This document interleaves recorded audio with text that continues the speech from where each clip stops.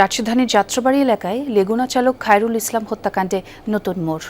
RAB বলছে চাঁদাবাজি নয়, যাত্রী ওঠানোর সিরিয়াল নিয়ে তৈরি দ্বন্দ্বেই পিটিয়ে হত্যা করা হয় খায়রুলকে। এ মামলায় এজাহারভুক্ত ৩ আসামি প্রাথমিক জিজ্ঞাসাবাদে এই তথ্য জানায়।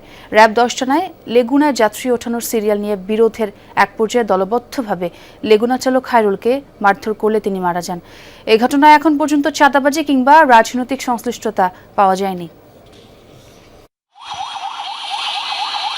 ২০ ফেব্রুয়ারি শুক্রবার বিকেলে যাত্রাবাড়ির চিটাগং রোডে নির্মমভাবে পিটিয়ে হত্যা করা হয় লেগুনা চালক খায়রুলকে। এ ব্যাপারে তার স্বজনদের দাবি, চাঁদা না দেয়ায় হত্যা করা হয়েছে তাকে। বিষয়টি সামাজিক যোগাযোগ মাধ্যমেও ভাইরাল হয়। ঘটনার একদিন পরেই যাত্রাবাড়ি থানায় খায়রুলের বাবা ৮ জনের নাম উল্লেখ সহ অজ্ঞাত আরও ৪ থেকে ৫ জনকে আসামি করে হত্যা মামলা দায়ের করেন। এই চাঞ্চল্যকর হত্যা মামলার ৩ দিনের মাথায় সোমবার র্যাব ১০ এই ঘটনার এজাহারভুক্ত ৩ আসামিকে গ্রেপ্তার করে। গ্রেপ্তারকৃত আসামিরা হলেন সোহান মুন্সি, মোহাম্মদ হৃদয় ও শাকিল।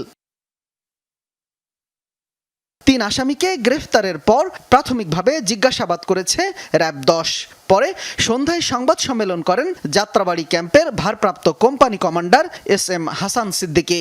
তিনি বলেন, গ্রেফতার আসামিরা জানিয়েছে লেগুনায় যাত্রী ওঠানোর সিরিয়াল নিয়ে বিরোধ শুরু হয়।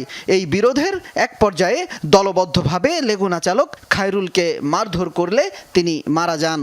যতটুকু জানতে পেরেছি যে লেগুনার যে সিরিয়াল থাকে একটার পর একটা সিরিয়াল, এরা মূলত হচ্ছে সবাই লেগুনা কেন্দ্রিক চালক এবং ড্রাইভার। এই সিরিয়ালকে কেন্দ্র করে ওনাদের মধ্যে কথা কাটাকাটি হয়।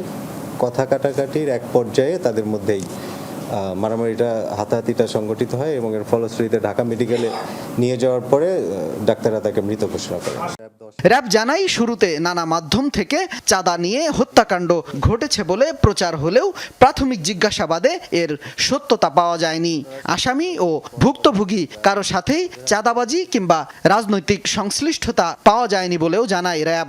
চাঁদার বিষয়টা আমরা এখনো পাইনি আর কি। আমাদের যতটুকু আমরা জানতে পেরেছি চাঁদার বিষয়টা আমরা পাইনি। আমরা পেয়েছি যে ওই সিরিয়াল যেটা থাকে ওইটাকে কেন্দ্র করেই মূলত এই ঘটনাটি ঘটেছে। পরবর্তীতে হয়তো তদন্তকারী অফিসার তদন্ত করলে হয়তো ফার্দার আরও ইনফরমেশন পাবে আর কি। ইন্ধনের আমরা এখন পর্যন্ত কোনো তথ্য পাইনি বা ইনফরমেশন আমাদের কাছে নেই। এটা আরও তদন্তের দরকার আছে আর কি।